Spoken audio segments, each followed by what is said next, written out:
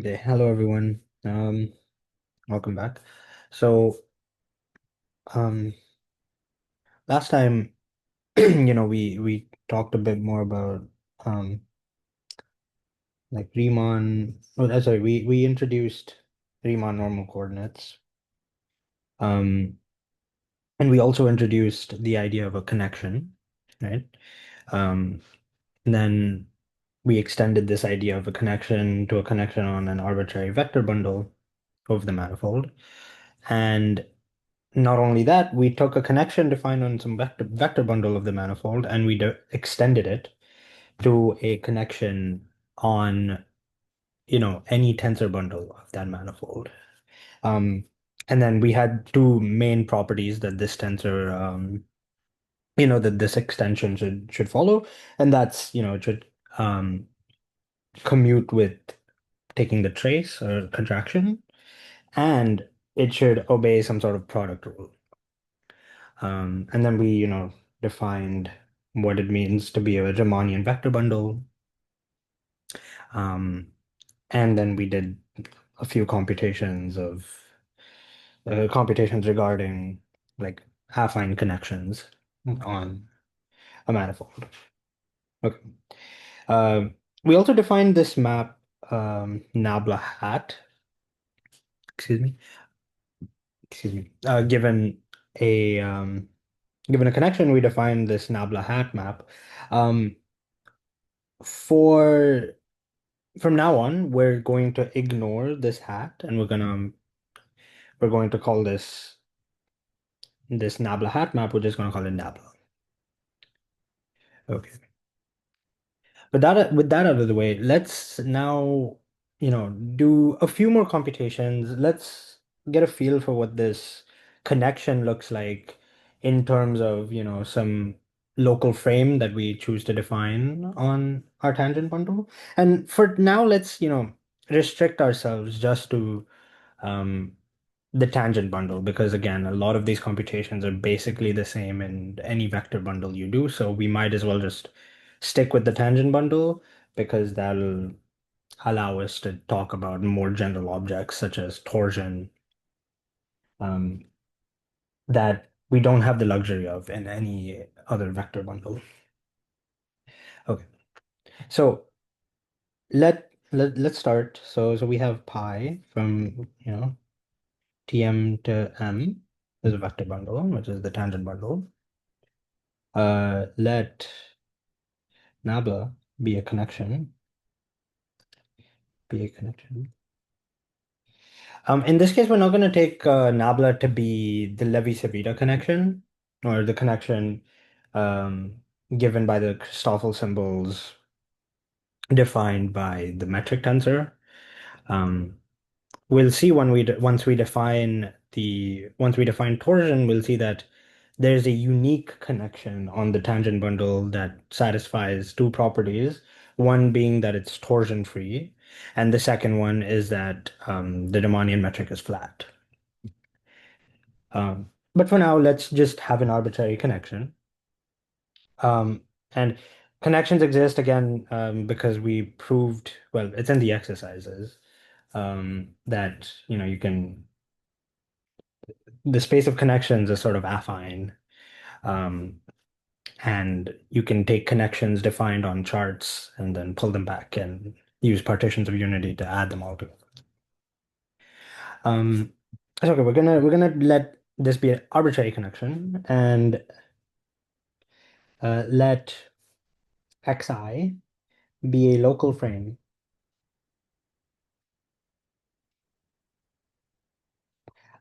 This may not be, a coordinate frame. It could just be some arbitrary frame. It doesn't have to be a coordinate one. Um, And now there's like two ways of looking at the connection, right? So one is that it takes in this case, it'll take in two vector fields and give you out a new vector field. Or the other way is it takes in a vector field and something, it gives you something in like this funny space. So it gives you something in T star M tensor Tn. Let's sort of mix both of these ideas up a little bit and let's be a little sloppy with what it is we're going to write. So basically, since this is a local frame, we get n cubed functions that define the connection on this local frame. So if I take nabla xi xj, I get, Christoffel. I mean, sorry, these don't have to be Christoffels. Um, but I have something like this for some arbitrary collection of functions. But now, since I can look at it this other way, right? I have that um, we also have, we can also look at,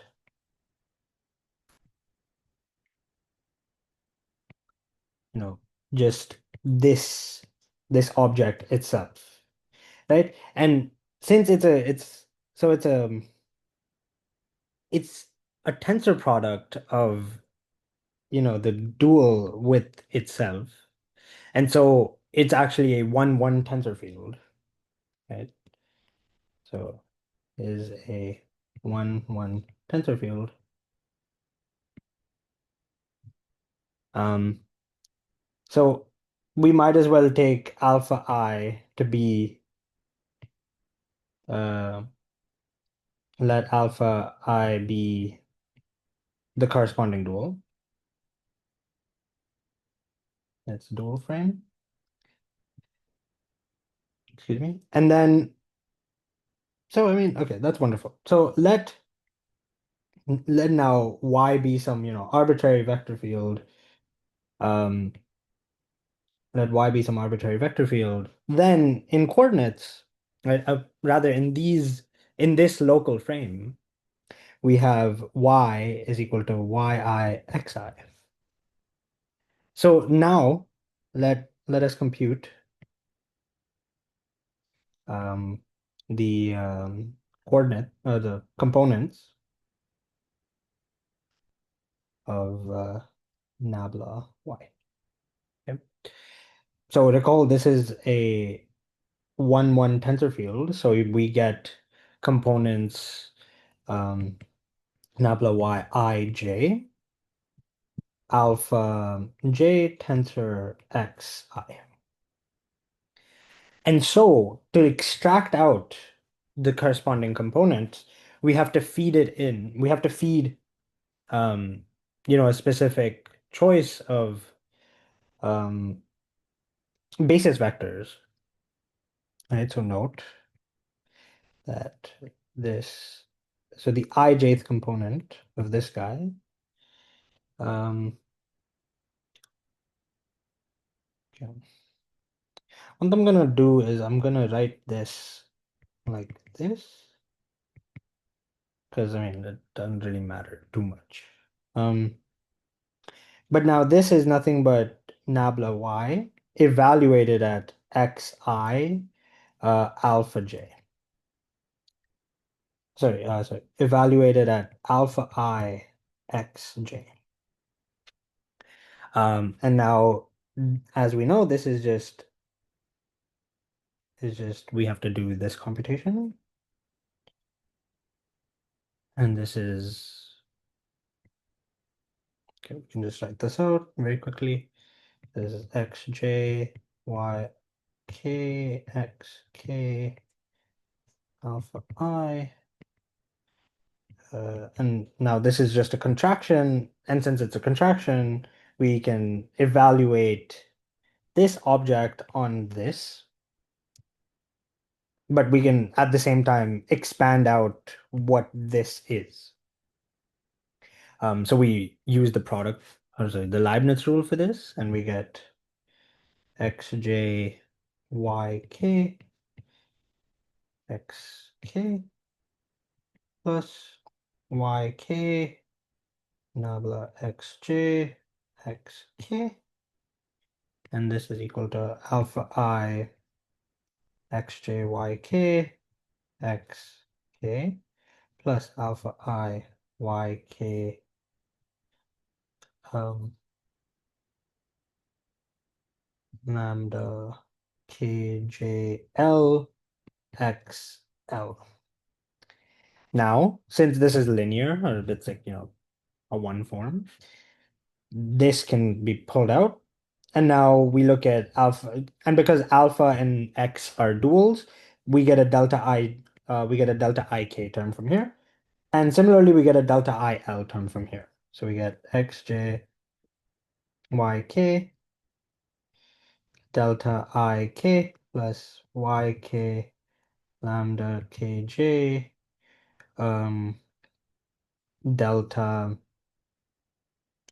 il.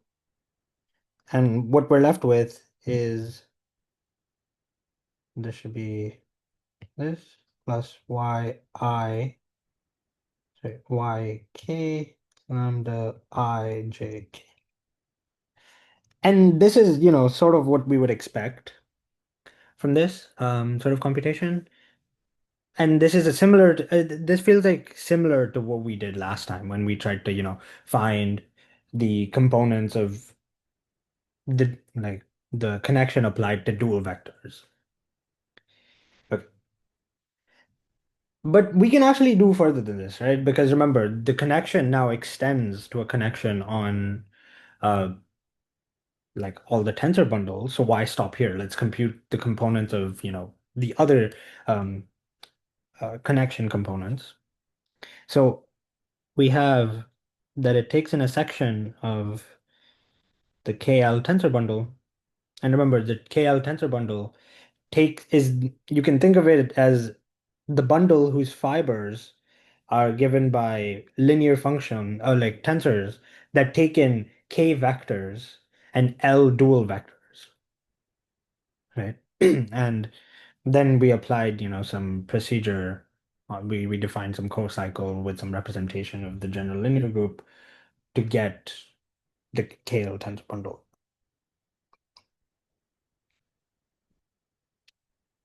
Excuse me. And now this in return gets you um, a section of this bundle, which is isomorphic to the sections of T k plus 1 L.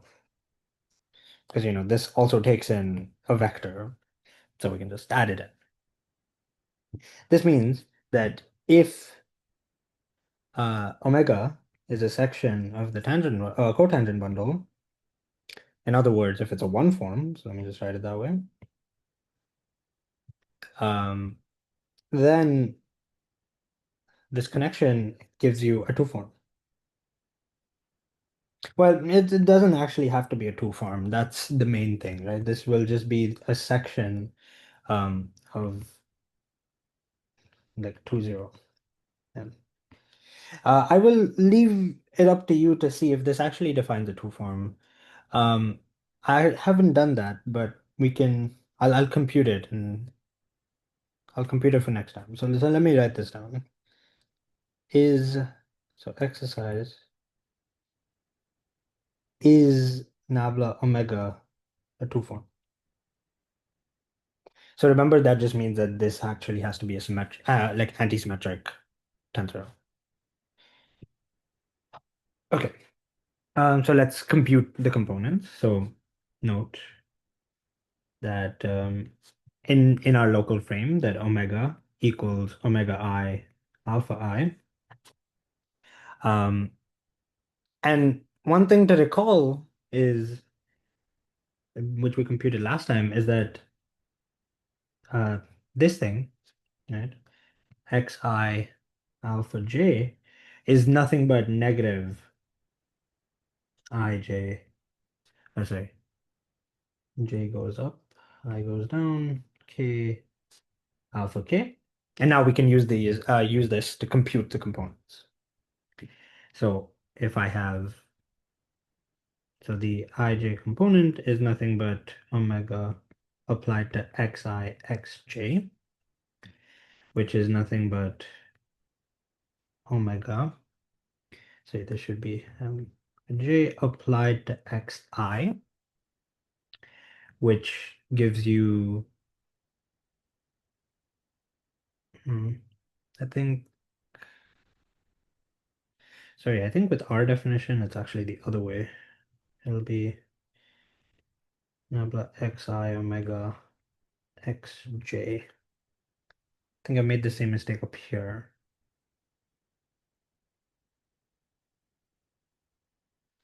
So yeah, I don't want this to be, I actually want it to be like this.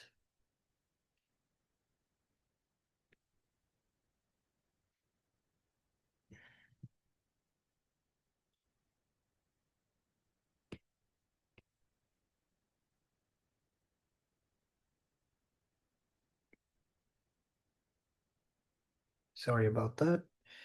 And now this should be x I alpha j. Okay. Yeah, and then that's just consistent with all the indices. Oh God, I have to change this everywhere, don't I? Okay, I'll just do that and I'll be back. Okay, sorry about that. Sorry about that mistake. Um, okay, so then what this would mean is um we just keep continuing. So we get omega k alpha k applied onto xj, which then gets us xi omega k,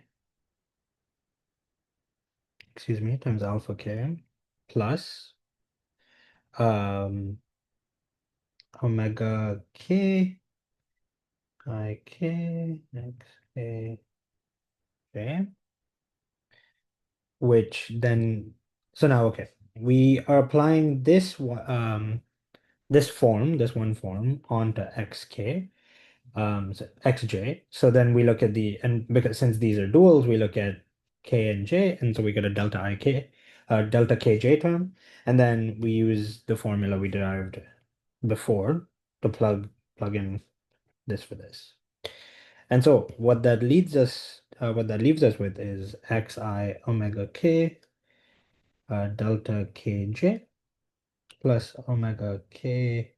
So this should be minus, and then this be j, rather k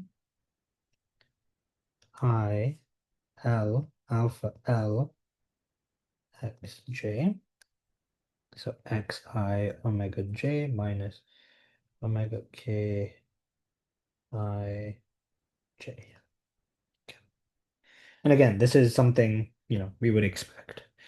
Um, but now if f is in, so if f is a section of KLM, this means that this is also a section of a tensor bundle of the tangent bundle. And so what we can do is we can just differentiate this again, right? So we can differentiate again,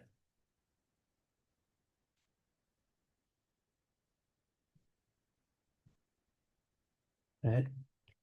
To get, we can get like 2f, which is a section of k plus 2l. Well, just to write this out for once, if like I'll do it one time, this will be a section that takes in two extra copies of the cotangent bundle. And then the idea is you just like put them into the first slot. And then we can, keep doing this process again and then again and again and again and again. Um, an interesting exercise would now be to repeat the exercise we did above and try to find the components of nabla f and nabla squared f and so on. Okay. Now, let's, sort of take a step back. We're looking at things, we're looking at, notation that we've seen before. And now the question is, are these like objects related to each other in any way? Right? Is there any way that we can relate these two objects together? And for that, let's now talk about gradients. and divergence and Laplacians, right? With like these are ideas that we've seen in like E&M courses, for example, right? These show up all the time. And but we haven't really seen how to define these more generally. If you also recall from E&M, you saw the definition of the Laplacian or the gradient of the divergence depends on the choice of coordinates, right? In fact, it actually depends not on the choice of coordinates. Sorry, I mean, it does depend on the choice of coordinates, at least the way it looks. But in fact, it depends on the Riemannian metric that you've chosen. So the gradient in and of itself is dependent on choice of Riemannian metric. So if I change the Riemannian metric, then the gradient also changes. Well, changes. Um, and so let's see how we could define this. So let Mg be a Riemannian manifold.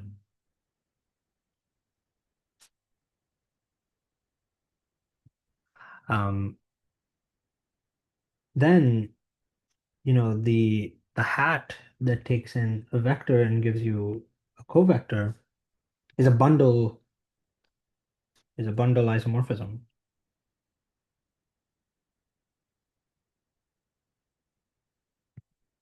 Now, so hence we can invert it,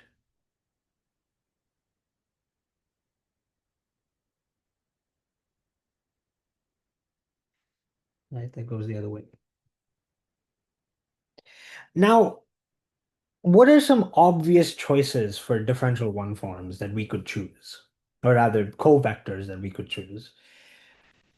And the obvious choice, in my opinion, is taking a function and then taking its differential, right? So if f is a smooth function, then df is a one form. Like since df at p is in the uh, cotangent space, um, yes, in the cotangent space of a point. What this now tells you is I can use this inverse bundle morphism to get a vector field defined by f. So I get this like vector field defined on f for free. Say a vector field defined on M for free, just given any function and given a Riemannian metric. And I'm going to call this the gradient. So define grad f so that um, g hat of grad f is equal to df. Or in other words, um, grad f is equal to g hat inverse of df. This is wonderful, but why is this called the gradient? And so let's compute let's compute the coordinates, sorry, the components of grad f in, let's say, a coordinate basis, um, because that'll give us a better appreciation of like why it's called this. So if partial I is a coordinate, our coordinate vector fields,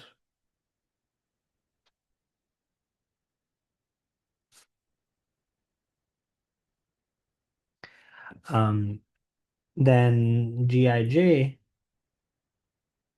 is given by G applied to partial I, partial J, and df is given by partial I at f dxi.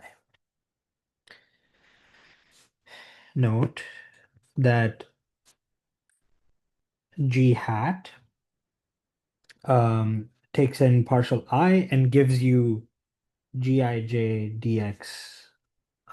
dxj, and so g hat inverse takes in dxi and gives you gij partial j. Um, if you're not convinced with this formula, just recall that, these are the components. Well, rather, this is just what happens when I take G and I put it into the first uh, coordinate. Right? That's what this object is. And the way to see this is because this is just Gij dxi tensor dxj, um, dxi dxj rather. And then I just plug it in and then these sort of vanish. Um, okay. So what this now tells me is that df, like the ith coordinate of df, well, you don't even have to do all that. What you can just do is you can just apply this map directly. So g hat inverse of df is nothing but partial, so it's partial I partial f applied to g hat inverse of dxi, and that's just partial I, so it'll be gij partial j. So what this now tells me is that so examples, so let's do some examples really quick. So if gij were delta ij, right, this tells you that grad f is nothing but partial if, which is what we're used to, right? Now, if you have the Riemannian metric, let's say dr squared plus r squared d theta squared, this tells you that grad f, so okay, this is grr, this is g theta theta. Um, you can write this in a matrix as 1, 0, 0 r squared, which tells you the matrix representation of G inverse.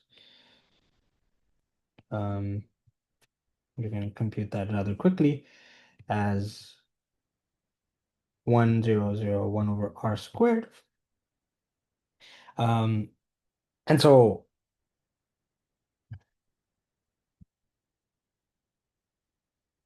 and so let's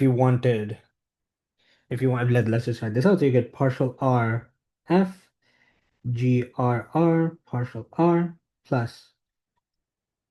You'd also get one with r theta, but r theta is 0, clearly, plus partial theta of f, g theta theta, again, you'd get a r theta, but that's just 0, d theta, and then that gives you partial r of f, partial r, plus 1 over r squared, partial theta f, partial theta, which is the, usual um, gradient in polar coordinates. And then you can do this for like other coordinate systems if you wanted. You could find this in spherical coordinates and cylindrical coordinates, etc., etc. It just gives you, I feel like it gives a nicer way to define these, and you don't even have to remember as much. Because remembering the formulas for the gradient is pretty annoying. But okay, that's wonderful. Um, Now let's see a construction that is related to vector fields, right? I mean, you could push forward these vector fields to give you one forms, um, but that's not too interesting. I mean, it is interesting. It gives you like this construction is sort of an inversion of that other construction. So in reality, you'd get basically the same thing. But now we want to define sort of the divergence, right? And the idea with the divergence, if you recall from like vector calculus, is it sort of tells you how the density of something evolves, right? So you want to know like how much, well, in a certain direction, I suppose. Um, would it be in a certain direction? No, it's how much like a vector field sort of spreads out. So it's a function that relates directly to a vector field. And one way to see this is using, divergence theorem. You can look up a nicer way to describe this, but we can using like the integral of divergence theorem and then seeing that, this definition of divergence makes sense. But we'll I'll outline in the exercises that once you have this definition, you can check that divergence theorem holds. Um, so let Mg be an oriented Riemannian manifold.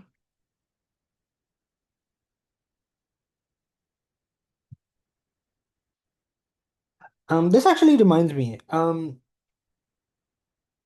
you don't actually require the manifold to be orientable even um, by using densities.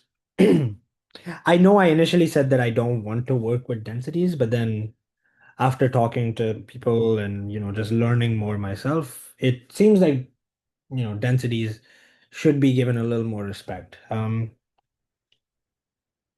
so I've outlined an exercise in, I think, problem sheet 5. I added a new exercise that goes over the basic concepts of densities. Like um it talks about densities, it talks about what else?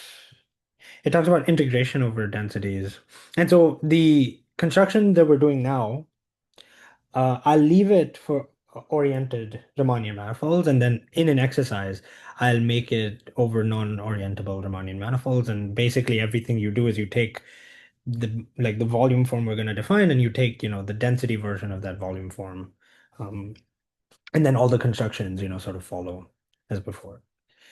Um, so yeah, okay, since Mg is an oriented Riemannian manifold, um, we have like many volume forms to choose from, right? Because like given the fact that it's oriented.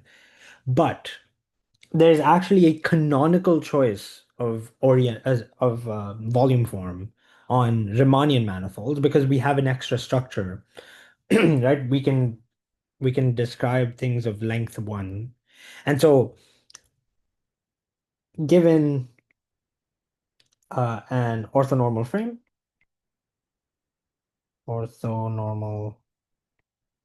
frame of I, we can define this is an orthonormal frame of the dual, but that, because G extends to a Riemannian metric on all the tensor bundles using whatever, like all the stuff we've done before. So we can define DVG as alpha 1 wedge all the way up to alpha. Exercise, show that this is well defined. Um, and as a hint, if T is a map that takes alpha I to beta I, at a point, let's say, um, where beta IP is also orthonormal, normal, then the determinant of TP is 1. Um,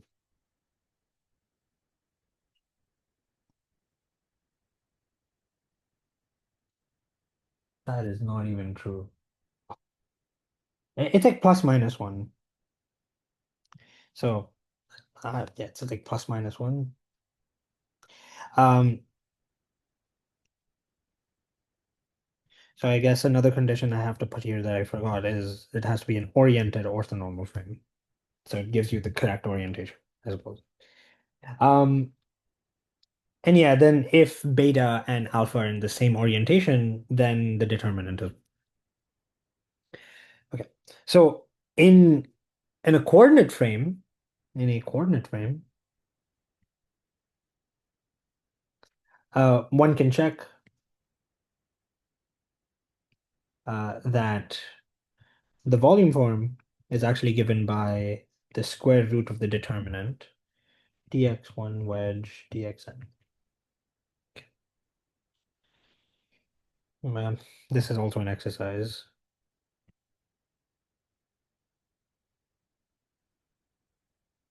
It's a little tricky, but it's not too horrible or anything like that. Um,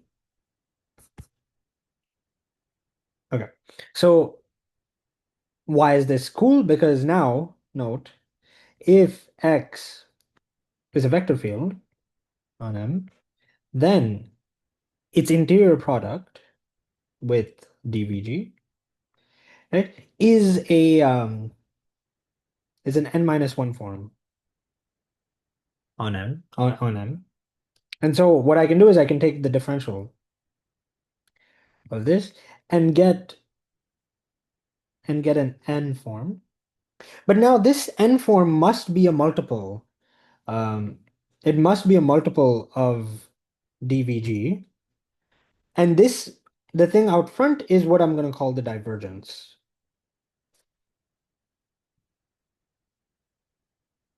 Okay. So now we have a procedure of taking vector fields and assigning a sort of divergence. We also have a procedure of taking a function and describing its gradient. But these are exactly the things we need to define the Laplacian, right? We can now define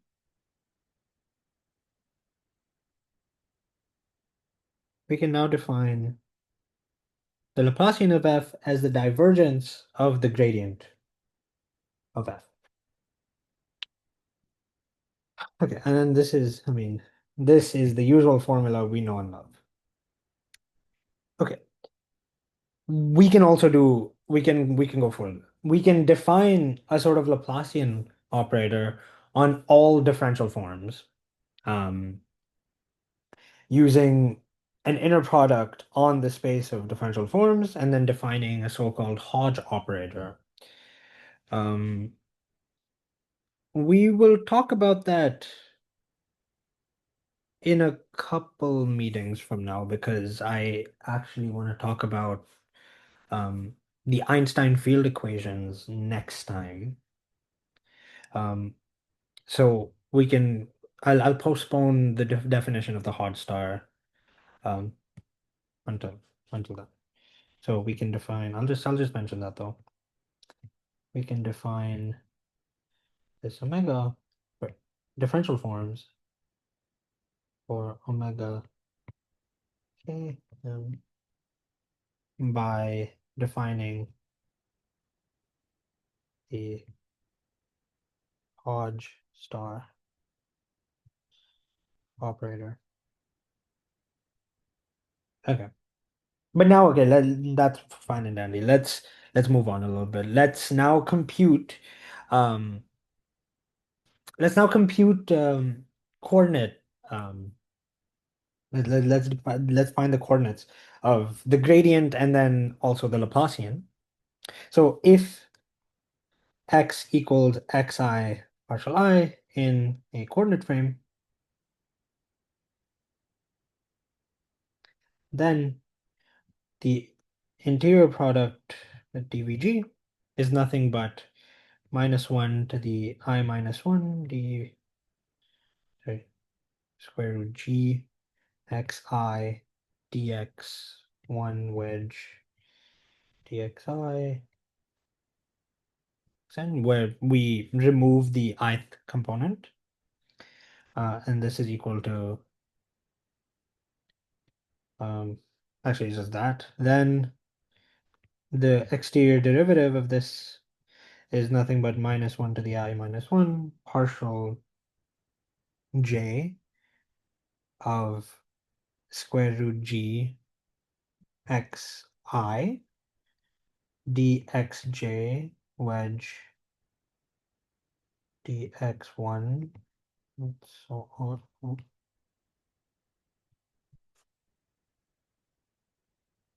But then we get a delta ij. Sorry, we get a delta ij from this part because we'll have repeated j. So that brings us down to partial I square root g xi dx1 dxn. But now this is not in terms of dvg, right? Because dvg has this square root of g term in it. So, oh, sorry, we should get rid of this. And so what we're going to do is we're going to artificially put that in, but we're also going to divide out by the square root. So we go 1 over the root of partial I root g xi times the square root of g dx1 wedge dxn, but this is nothing but dvg.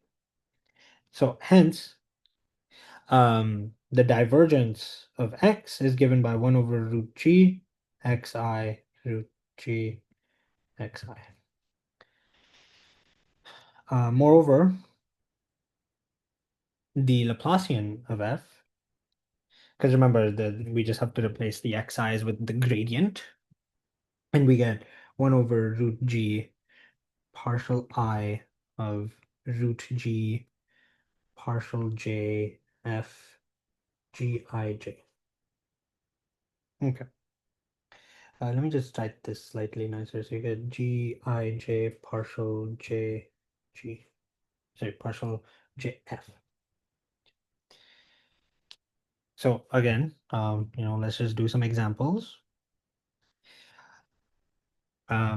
If, we have g equals dx1 squared, the usual metric,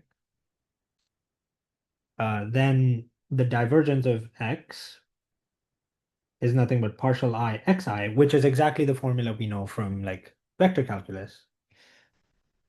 If g equals dr squared plus r squared d theta squared, again, we have like matrix representations of these. We have 1, 0, 0 r squared and g inverse 1, 0, 0, 1 over r squared. Now oh, I never actually told you what g is, did I? What this means? Oh God, okay. This is actually like supposed to be the determinant of g. Oops, it completely slipped my mind because okay, wait, let me actually fix that somewhere up here. Um, this where this is equal to the determinant of g.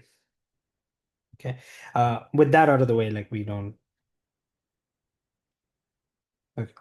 have to worry about that too much now. So now the determinant of g is r squared, and so the square root of the determinant of g is r. And so divergence of x is 1 over r times partial r of r xr plus partial theta of r x theta. And then this simplifies down. Okay, we don't need this. And this simplifies down to 1 over r times, sure, let's do it. So product rule on this thing gets you xr plus r partial r xr plus r partial theta x theta, which gets you 1 over r xr plus xr plus partial theta x theta, which again is the usual formula for the divergence of a vector field in polar coordinates. Okay. Um, we could also compute the Laplacian, but I think I'll leave that up to you guys because again, it's once we have like all of these computations done and once we have this formula, it's not too hard just to put everything in. Okay. Um, one more thing to note is that if you work in Riemann normal coordinates, um, then the divergence and so at the specific point, the metric itself looks like this, and so the divergence looks like this, and the Laplacian looks like the usual Laplacian formula that we know and love. So I I let you think about why we can argue, because it holds in Riemann normal coordinates, it must hold everywhere, kind of, kind of.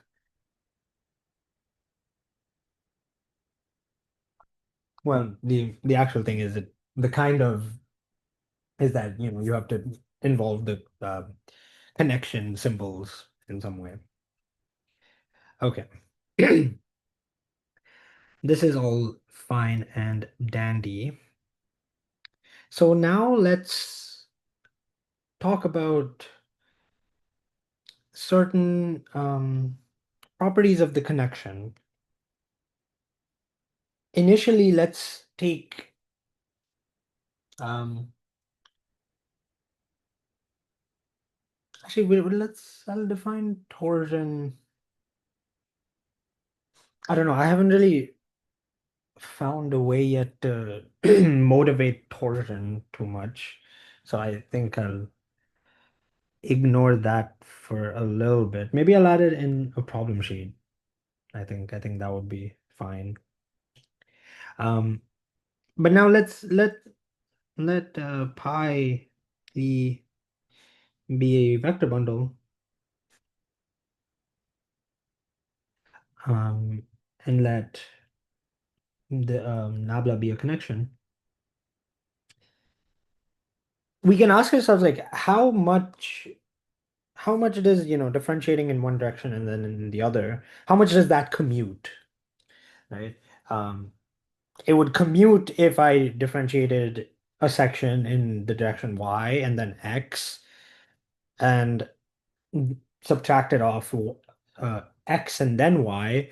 I would hope that it's the same thing as if I differentiated in the direction of the the Lie bracket of x and y, right? But this is not always true, right? Like you could have many connections would have non-trivial commutativity rules, and the failure of this commutativity is precisely what the curvature of the manifold is, in some sense. Like the curvature of the connection sort of captures this notion of non-commutativity of uh, partials, if you want to think about it that way. And so we can define the map. I'll call it ream. Um, and that takes in, it takes in two vector fields and a section of the vector bundle, and it gives you a new section of the vector bundle defined by. So what it's going to do is it's going to, as I said, it's going to take in x, y, and some section, and it's just going to differentiate like this.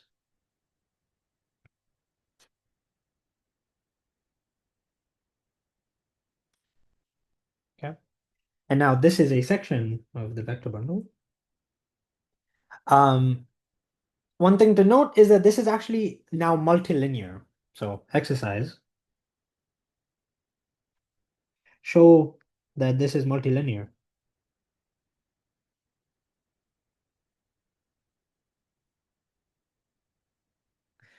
um, over C infinity M. Hence, it is a tensor.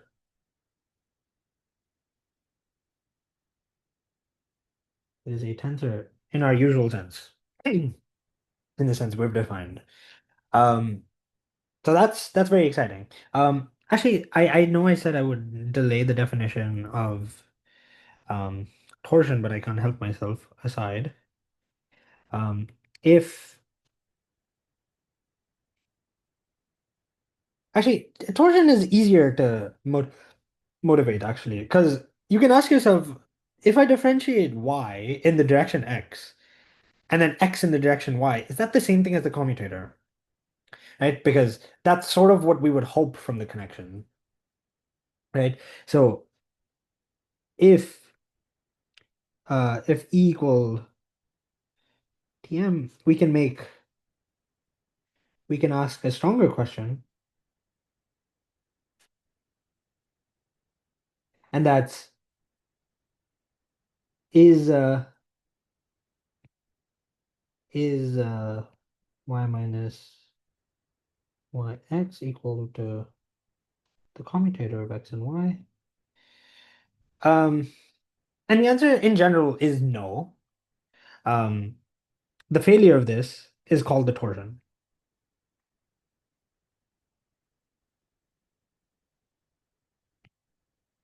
So so the torsion takes in two vector fields, gives you out a new vector field, and it's defined and, such that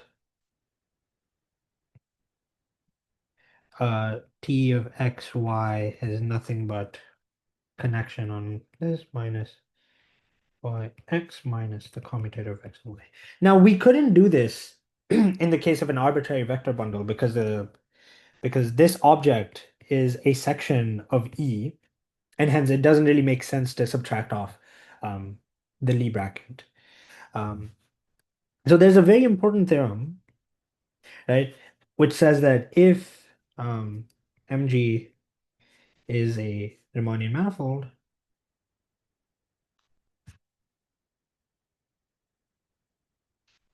then there exists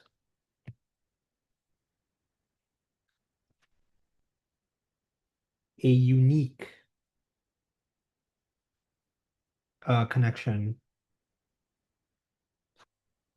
on Tm such that I'll put a number here such that T of this, I'll also put this here because I think that looks cooler, such that the torsion is 0 and um, G is 0. So you can actually check that,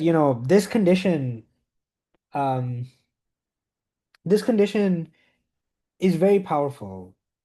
Um, because this condition is not so much. Like this will allow you to define the Christoffel symbols. This will then allow you to show uniqueness. Um, and so the connection that we get from here is called the Levi-Civita connection.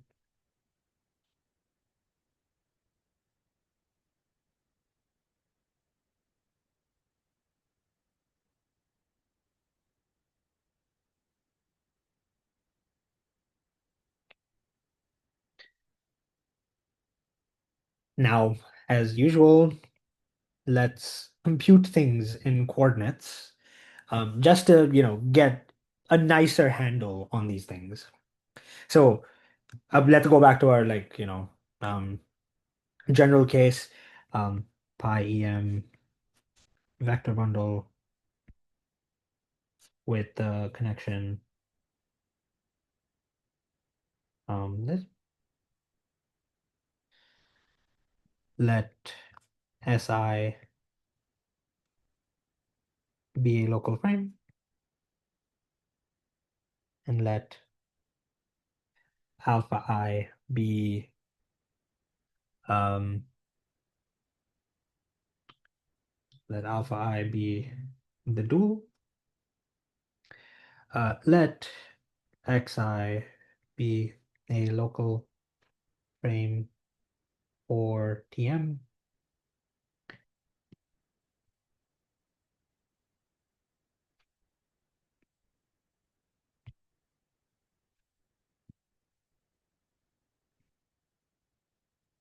and let hmm, okay, call it dxi, but I don't like that. Let's call it beta I be its dual. Okay, so note that the Riemann tensor is given by Rij KL beta I tensor beta J tensor um, alpha I tensor SL, right? Where um, Rijkl is equal to alpha L applied to Rxi xj sk. Now in this frame, right, we have like the connection symbols, um, right? And the connection symbols are defined as follows. Let's call this sigma, IKS sigma. And so And so the Riemann curvature of xi, xj, sk, like the components are just, if I take, so to find the components, I must compute this and then pick out the lth component. Um, this calculation is not hard, it's just tedious. So let's get working on this. We also note that, xi, xj is equal to lambda. I've been calling this lambda the entire time. Sorry, this is gamma. Gamma ij x gamma uh xi sk minus xi xj sk. I am going to move this down here. And okay, what do we get? We get xi. There are so many indices. Uh, let's do sigma here. S sigma minus.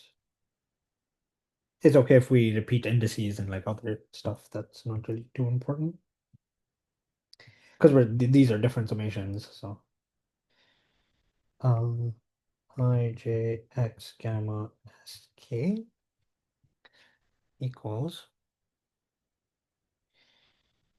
uh, so we get xi on these symbols s sigma plus this, and then now we apply this thing to this thing, but that just gives you another um that just gives you like another connection symbol thing. So we get that minus x, that should be xj. That now gives you xj on these things, s sigma minus. So we're just doing product rule over here.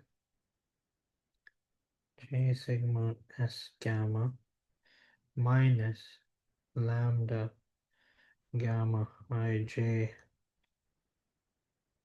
sigma gamma k s sigma. Okay. So this is horrendous. Um, so so now hence ijkl is just alpha L applied on all of this.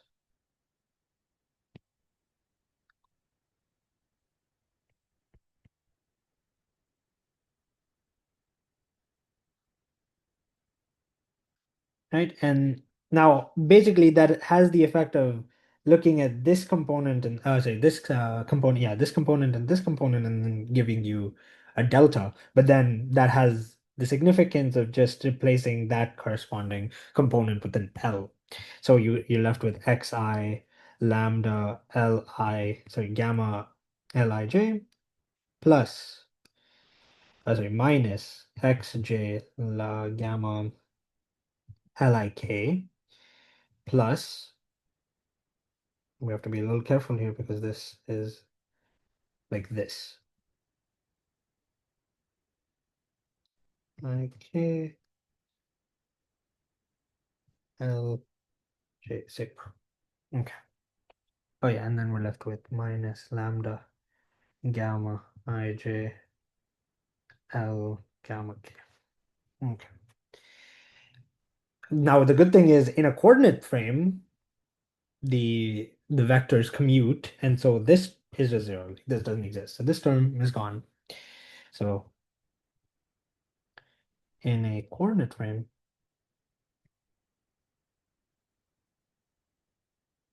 um, ij is a zero, hence you are left with partial I Lij minus partial j Lik plus.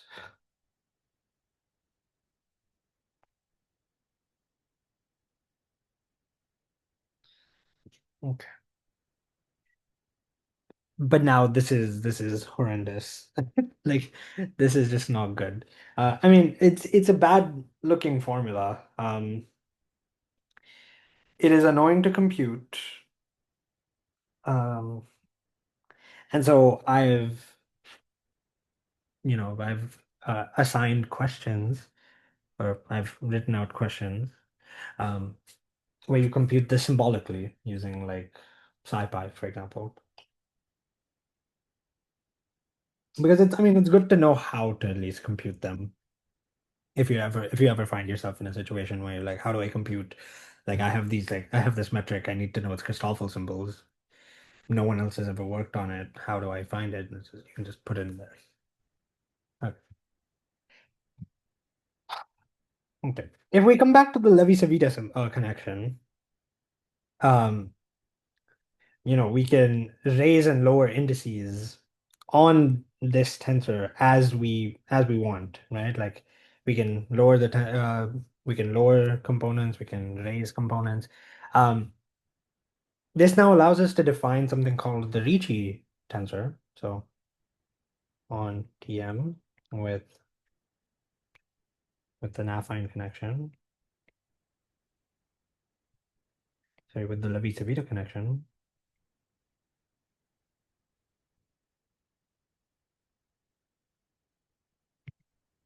um, we can define the Ricci tensor called I'll call RIC. Actually, I'll call it RC. Hmm, RIC. Let's do RIC. And this takes in X and Y and gives you the trace of the map that sends Z into putting Z into the first component. And in coordinates, uh, we have that Rij is simply Rkij. Exercise, you know, check this. Check this formula.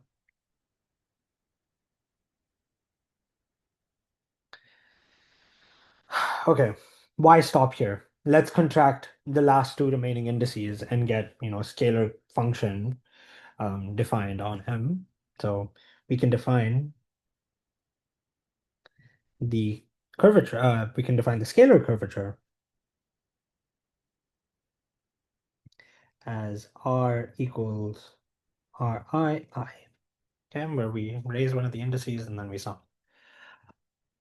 Now, one thing to note is that, sorry, one second.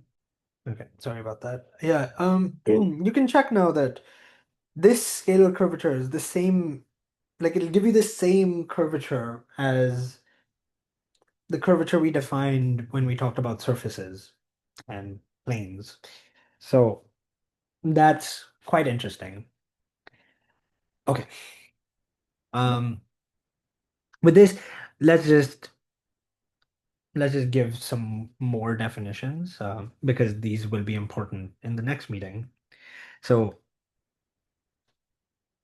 we say a metric G is an Einstein metric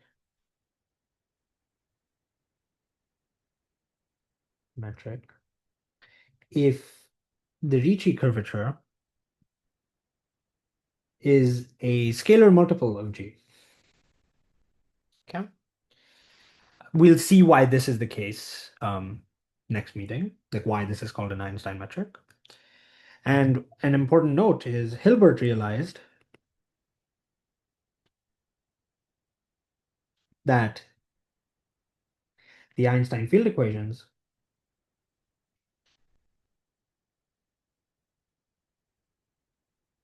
um, are the Euler-Lagrange equations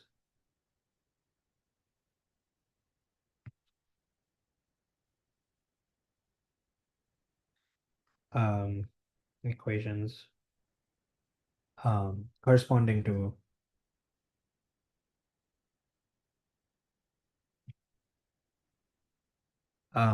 the action S of g equals the integral over m of r dvdt. So this is, quite fascinating. We are one step away from, deriving the Einstein field equations from, a mathematical standpoint. Um, there are physical ways, excuse me, there are physical ways to come up with this action, but for now we don't really care about this too much, like why this is defined the way it is. Um, okay. So yeah, next time we'll talk about, the Einstein field equations. Um, one thing that I wanted to talk about, um, but this meeting is already a little too long. So I think what I'll do is I'll put it into a problem sheet exercise. Like I'll make an exercise related on this. And it's the idea of parallel transport. Um, the idea of parallel transport is if I have loops in my space, um, and then I move vectors along these loops in a way that, the vector remains constant. Um, I can bring a vector around to itself and then see like what happened. Um, this allows us to define something called holonomy, which is basically like how much does a vector change as I parallelly transport it along a certain loop. So for example, I can take my hand, since it's a fixed distance away, and I look at a tangent vector. This is now, a tangent vector to a surface to the sphere defined by, by my hand's length. And now what I can do is if I move like this, as you can see, like the vector remains the same in some sense, right? Like the vector hasn't changed. Its direction has like the way it's facing has changed just because I'm moving along the surface. So if I just do that, like this vector is no longer tangent to the circle, right? So like that is not really tangent anymore. So what I can do is if I just parallelly transport it down, I move across and then I come back. Now you see this is pointing in another direction. I can then define an isomorphism of this of the tangent space at this point by just seeing if I, parallelly transport it along different if I parallelly transport all vectors along um, this this specific curve, I get an isomorphism um, since I can just move in reverse and then get the original tangent vector back. Um, and this is what is the holonomy at a point. And holonomy is pretty cool because it gives you a lot of like topological information. Um, for example, you can decide whether a manifold is orientable or not if um, the holonomy is a subgroup of the special orthogonal group at some point. Um, why is it the special linear? It's either the special linear or special orthogonal group. Um, but yeah, so there's and holonomy shows up in physics a lot. So I think I will define what it means to be parallelly transported, and then you can also see that a geodesic will then be a curve whose tangent vector is parallelly transported along the curve itself. Um, and so there's that for today. Um, next time, I hope to derive the Einstein field equations given um, this action defined by Hilbert. And since it was described by Hilbert first, this is called the Einstein Hilbert action. Um, and then we'll take variations of this and see what the corresponding equations tell us. Then we can also add a cosmological term, just like Einstein did, and see if we get the same proper equations. One more thing I should mention is that this action is specifically for um, a space-time that is in vacuum and has no cosmological constant. Um, yeah, that's one thing I should mention. And so there's Einstein field equations we get is actually, the vacuum. Let me write this, the vacuum, no cosmological constant,